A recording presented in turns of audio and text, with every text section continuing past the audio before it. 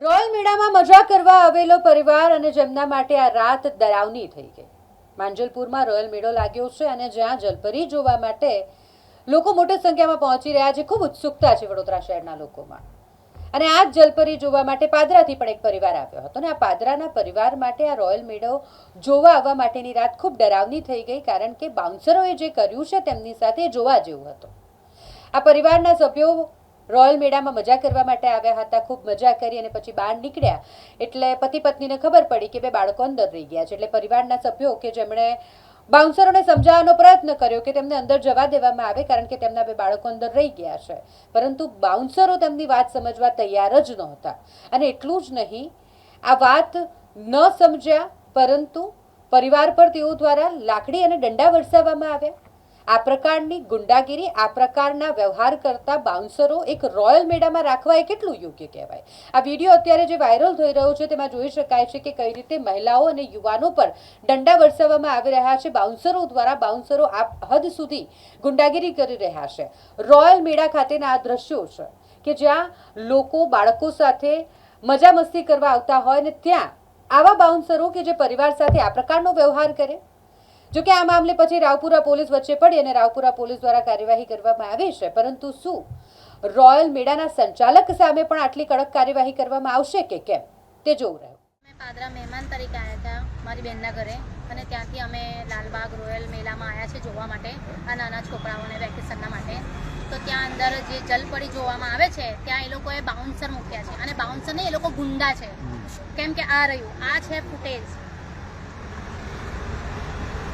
આ લોકોએ હુમલા કરીને, ગંદી ગાળ આપીને મારા ભાઈઓ પર, મારા ઘરવાળા પર, મારી બહેન પર અને ભાભીઓ પર, આ નાના છોકરાને, આ નાનો છોકરો એને બી ધક્કો મારીને એ લોકોએ બહાર ફેંકી દીધો છે આ છોકરાને। એટલે અહીંયા કોઈ મેળાના નામે કશું નહીં, લૂંટના ધંધા ચલાયા છે। અને બીજી વસ્તુ કે તંત્રની પાસે એક જ માંગ છે કે આ બધું બંધ કરાવો અને પબ્લિકને ન્યાય આપો।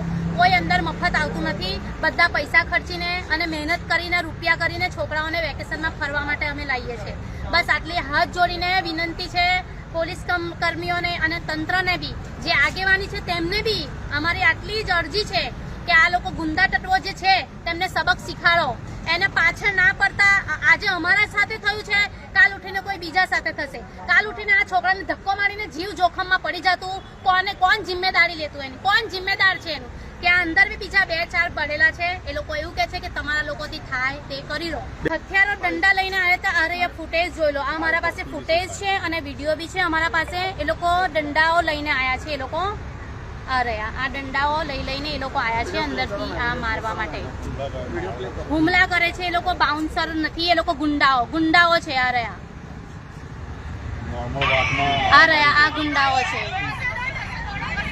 જો આ મારા ભાઈને પાડીને મારે છે આ લોકો ગુંડાઓ, આ મારો ભાઈને મારે છે આ લોકો, લેડીઝને બી માર્યા છે, મારી બહેનને બી માર્યા છે, મારા પર બી હાથ ઉપાડ્યો છે, મને બી એક દંડો વાગ્યો છે અને એ ઓલરેડી મારો હાથ, જો આ દંડા મારે છે, આ મારા ભાઈને માર્યો, અમારા હસબન્ડને માર્યો। અરે આ ગુંડા જો આ ગુંડા પાલીને રાખ્યા છે। આ પેલી લેડીઝ છે જે છે તે, અને એ લેડીઝ અંદર એવું બોલી રહી છે કે બધા જે કઈ જોવા આવે છે બધા એ લોકો બધા લુખ્ખાઓ છે। અંદર લેડીઝો આવી ભાષાઓ વાપરે છે। એટલે તંત્રને એટલું જ ખાલી જાણ કરવામાં આવે છે કે તમે અમને ન્યાય આપો અને કોઈની સાથે આવું ના કરો। કોઈ ગરીબ 2-4 રૂપિયા વેકેશનના માટે સંઘળીને ખર્ચા કરવા આવતું હોય છોકરાઓ પાછળ, અને તમે લોકો આવું વર્તન કરો ને તે ના સારું કહેવાય। રોયલ મેળા લાલબાગની પાસે જે જલપરીનું આવ્યું છે ત્યાં